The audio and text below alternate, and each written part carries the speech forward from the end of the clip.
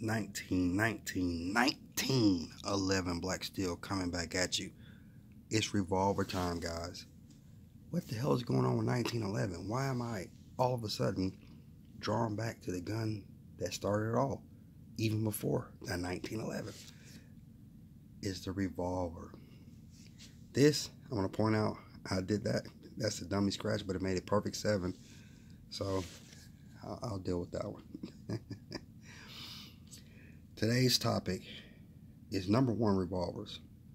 Number 2, would you choose 357 Magnum, 44 Magnum, and why I think the revolver is so freaking relevant in 2018. On the right side, this is my EAA Windicator. There we go. It's heavy. This is a beefy gun, 357 Magnum. Smooth action. Not as smooth as a Smith & Wesson, but, you know, I'll get to that to the end of the video. Look at my number scratch with an underscore. God. On the left side, if you've been following 1911 for a minute, you know I carry the Desert Eagle 44 Magnum. It's wintertime. So I picked this one up. This is heavy but lighter than my 44 Magnum Desert Eagle. Now let's talk about the rounds. Everybody, when they first talk about a 44 Magnum, they say bear gun, bear gun, bear gun. Well, I was in the city, and lo and behold, in an apartment complex, black bear on a nature trail I used to walk on. So, which would you choose? I'm not going to mention the semi-automatics. You know, I carry the Glock 20. Everybody knows that. I've been carrying it for shit now, what, 8 years? Let me say this. Anybody 30 and older, do you remember watching Western movies? You took 12 paces, turn, fire. Gun battle over in a matter of seconds. Sorry guys, I got hiccups. So let me disperse this thing, because I think a lot of people on YouTube have this idea that you're going to shoot 100 rounds, 7 30-round magazines in a gun battle. You're not. Look at police cam videos, body cam videos, and you'll see they get hit with a 40 caliber. Fight's over. That's a 40. That ain't even in the same category. 44 Magnum, 357 Magnum. Dude. Anyway. Pros and cons. Yeah, you only have 5 rounds of a 44 Magnum, 6 to 7 rounds of 357 Magnum. But look at it. So let's knock, and I love my 45 ACPs. I don't particularly like 40 caliber. That's why I like the 10 millimeter. That's what it's supposed to be. You know, think about it from your wife's standpoint. She gonna remember to rack the slide. If you're rocking anything other than a Glock, you got safeties, you got double action. It's a lot to remember.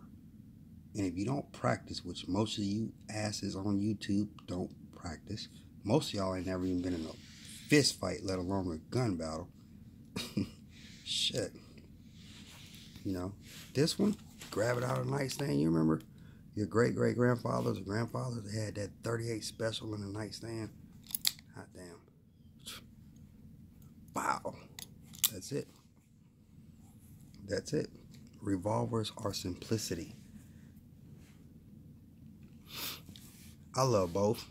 That's how I got this lucky number 7 scratch. Is I carry both in my car. This one's in the glove box. That one's on me. If I were to carry my Glock 20 or my Desert Eagle 44 or my Desert Eagle 50, I got a lot of guns.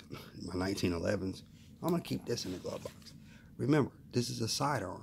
This is to get you to your carbine. You AR-15 guys. I'm an AK-47 man, but to each his own. That's your little red wagon. Push it or pull it. But from a woman's standpoint, which would she choose when you're not home?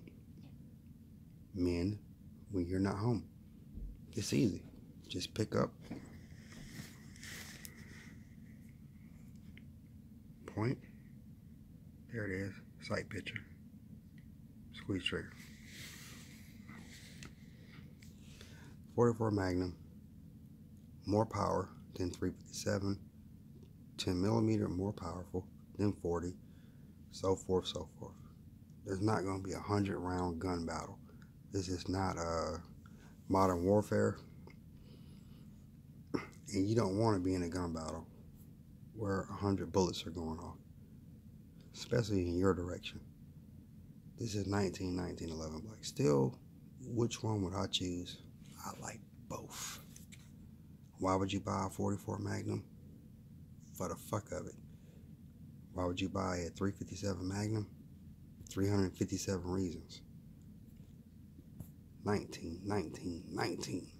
11 Black Steel. Revolvers are not outdated. Most of you guys' gun philosophy, or whatever you want to call it, is warped. Like I said, you've never been in a fist fight, let alone a gun battle.